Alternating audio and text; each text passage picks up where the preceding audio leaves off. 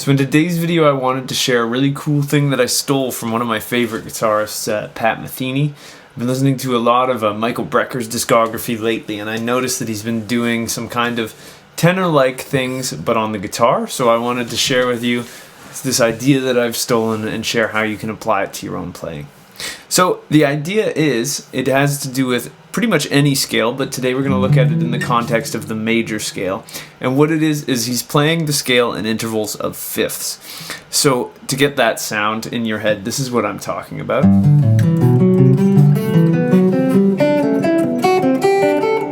Then that. So that kind of thing. So all that is the G major scale. But rather than playing it linearly, we play it in fifths. And this kind of sound is something that he does a lot. And again, a lot of tenor players do stuff like this too, where they'll pick an interval and bring it down a scale or a mode. And so this is something that I noticed Pat Metheny does a lot. So let's break it down and we'll learn it all up and down the neck in today's video. So what we're going to do is basically look at each position of our major scale. So if we start in this position here, which hopefully we all know and love.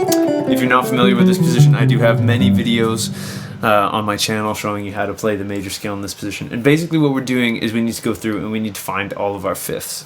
So from G, if I go up 1, 2, 3, 4, 5, D is going to be my fifth. So I'll get this. My next fifth is here. My next fifth is going to be here. Then C and G. Then D and A. E and B, F sharp and C. This one's a flat fifth. And then we get G and D again, A and E, B and F sharp. Then we get C and G, and then we're going to get D and A. And that's our last fifth in this position. So ascending, if I take all of those and I put them together, I get this.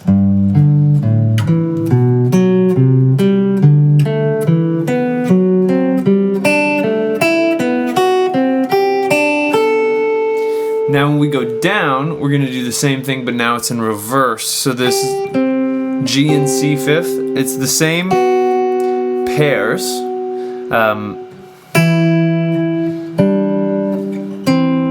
Sorry.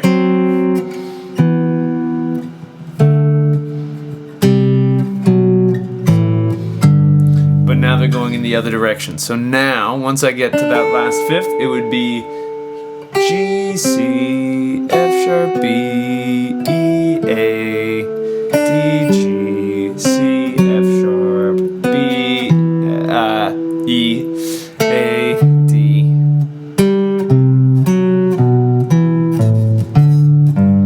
So all together, that's going to sound like this.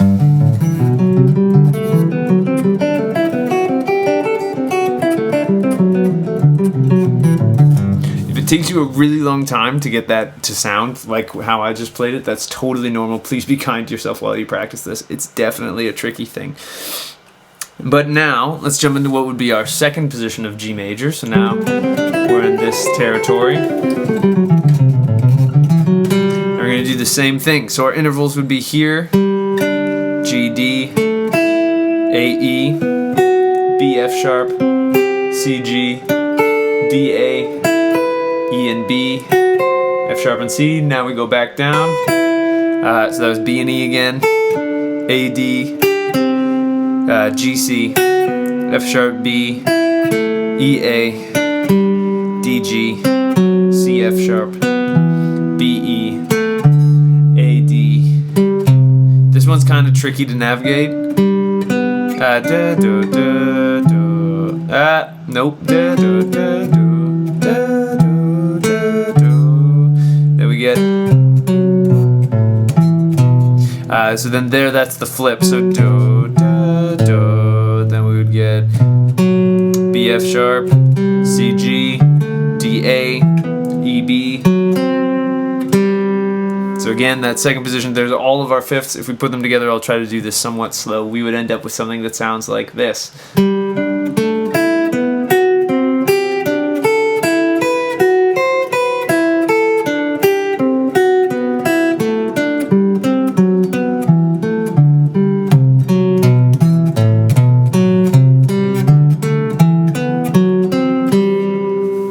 Next position, I'm going to speed up a little bit while I go through this, but again, you just repeat that exact same process. But now we're in the third position of our G major, so here's my fifth slowly.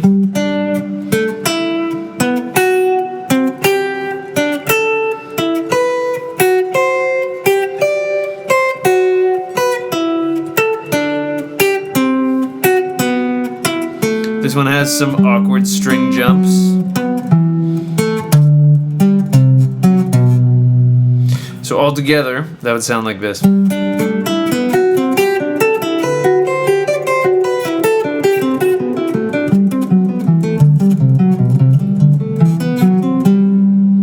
Next position is going to sound like this.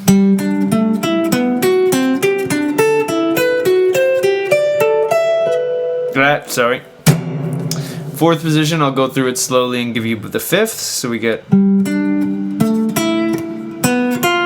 Sorry.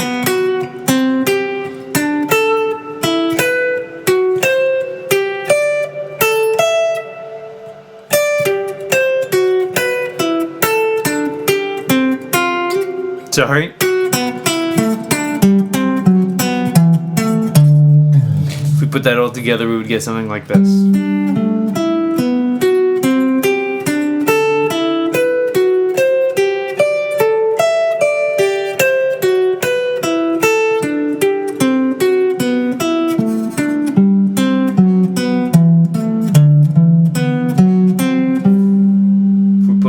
Next position together, these are my fifths. This is the hardest one to do this in, so please again be kind to yourself while you practice this. We get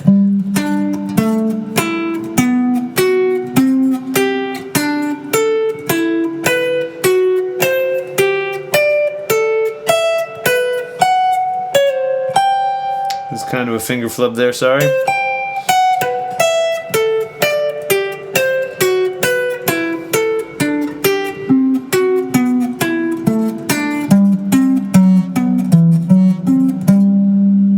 So if we were to put that all together, we would end up with something that sounds like this.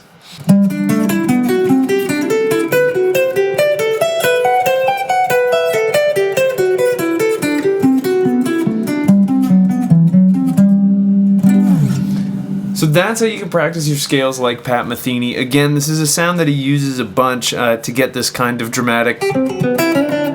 He won't do it obviously down a straight position entirely, but there's a lot of times in his playing where you'll hear things like kind of lines, digga, digga, digga, digga, and it's a really exciting and dramatic way to go about it. And it's also a really good workout for your right and left hand, getting that accuracy down, picking across difficult sets of strings with your right hand, and just kind of drilling in these scale positions again. So we looked at it in the major scale. You can use it on any scale.